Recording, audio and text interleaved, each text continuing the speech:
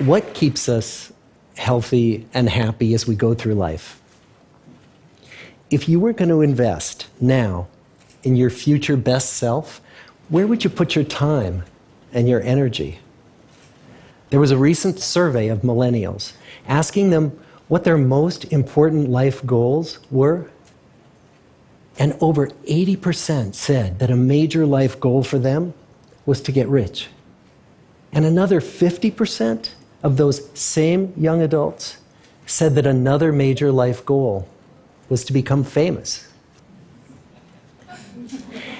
And we're constantly told to lean into work, to push harder and achieve more.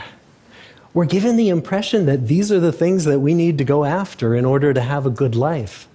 Pictures of entire lives, of the choices that people make and how those choices work out for them, those pictures are almost impossible to get. Most of what we know about human life, we know from asking people to remember the past. And as we know, hindsight is anything but 20/20. We forget vast amounts of what happens to us in life, and sometimes memory is downright creative. But what if we could watch entire lives as they unfold through time? What if we could study people from the time that they were teenagers all the way into old age to see what really keeps people happy and healthy? We did that. The Harvard study of adult development may be the longest study of adult life that's ever been done. For 75 years, we've tracked the lives of 724 men. Year after year, asking about their work, their home lives, their health, and of course, asking all along the way without knowing how their life stories were going to turn out. Studies like this are exceedingly rare. Almost all projects of this kind fall apart within a decade because too many people drop out of the study, or funding for the research dries up, or the researchers get distracted, or they die, and nobody moves the ball further down the field. But through a combination of luck and the persistence of several generations of researchers, this study has survived. About 60 of our original 724 men are still alive, still participating in the study, most of them in their 90s. And we are now beginning to study the more than 2,000 children of these men. And I'm the fourth director of the study.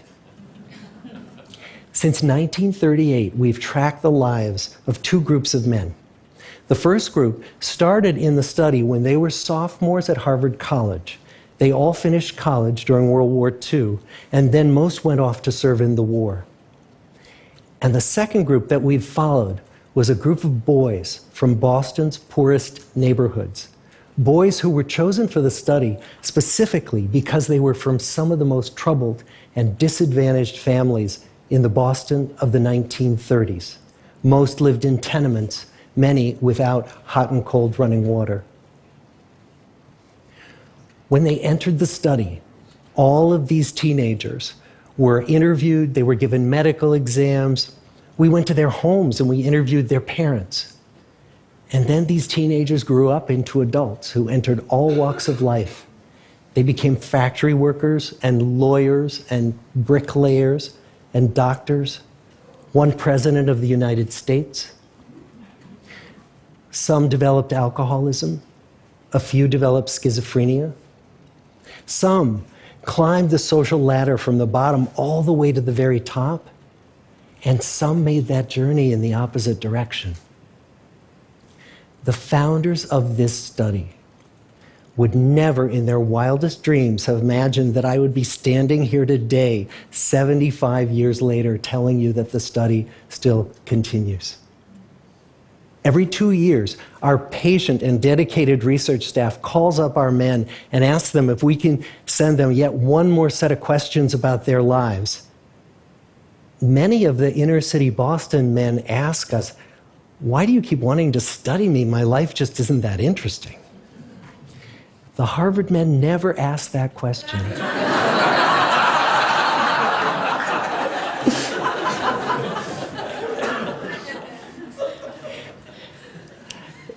to get the clearest picture of these lives, we don't just send them questionnaires. We interview them in their living rooms. We get their medical records from their doctors. We draw their blood. We scan their brains. We talk to their children. We videotape them talking with their wives about their deepest concerns. And when, about a decade ago, we finally asked the wives if they would join us as members of the study, many of the women said, "You know, it's about time." So what have we learned? What are the lessons that come from the tens of thousands of pages of information that we've generated on these lives? Well, the lessons aren't about wealth or fame or working harder and harder.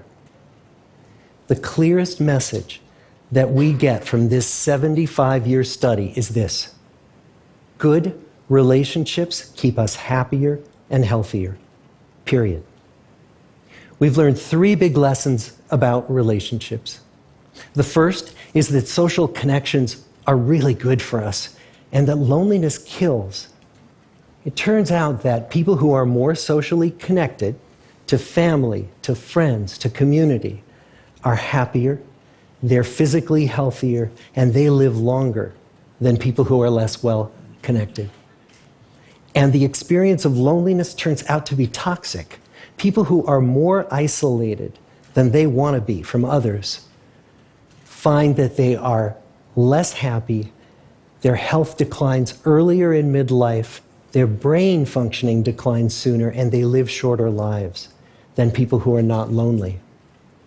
And the sad fact is that at any given time, more than 1 in 5 Americans will report that they're lonely. And we know that you can be lonely in a crowd and you can be lonely in a marriage. So the second big lesson that we learned is that it's not just the number of friends you have, and it's not whether or not you're in a committed relationship, but it's the quality of your close relationships that matters. It turns out that living in the midst of conflict is really bad for our health. High conflict marriages, for example, without much affection, turn out to be very bad for our health, perhaps worse than getting divorced. And living in the midst of good, warm relationships is protective. Once we had followed our men all the way into their 80s, we wanted to look back at them at midlife and to see if we could predict who was going to grow into a happy, healthy octogenarian and who wasn't. And when we gathered together everything we knew about them at age 50, it wasn't their middle-aged cholesterol levels that predicted how they were going to grow old.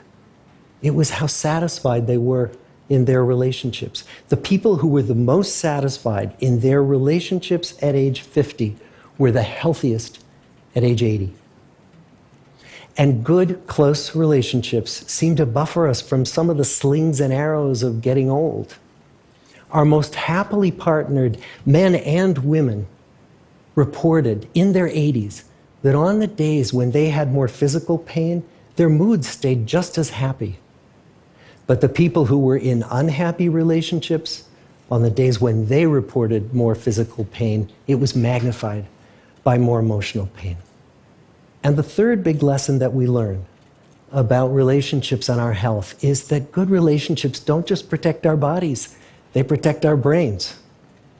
It turns out that being in a securely attached relationship to another person in your 80s is protective. That the people who are in relationships where they really feel they can count on the other person in times of need, those people's memories stay sharper longer. And the people in relationships where they feel they really can't count on the other one, those are the people who experience earlier memory decline. And those good relationships, they don't have to be smooth all the time. Some of our octogenarian couples could bicker with each other day in and day out. But as long as they felt that they could really count on the other when the going got tough, those arguments didn't take a toll on their memories. So, this message that good, close relationships are good for our health and well-being, this is wisdom that's as old as the hills. Why is this so hard to get and so easy to ignore? Well, we're human. What we'd really like is a quick fix, something we can get that'll make our lives good and keep them that way. Relationships are messy and they're complicated, and the hard work of tending to family and friends, that's not sexy or glamorous. It's also lifelong. It never ends. The people in our 75-year study who were the happiest in retirement were the people who had actively worked to replace workmates with new playmates.